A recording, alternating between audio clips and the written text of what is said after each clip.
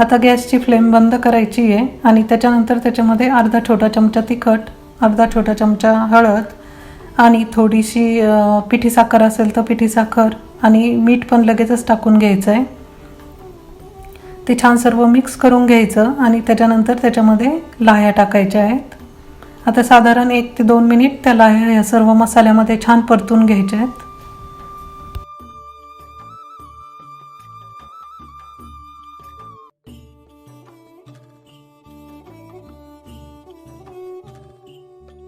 तर खमंग आणि खाण्यासाठी खूपच पौष्टिक असा ज्वारीचा चिवडा तयार झाला आहे.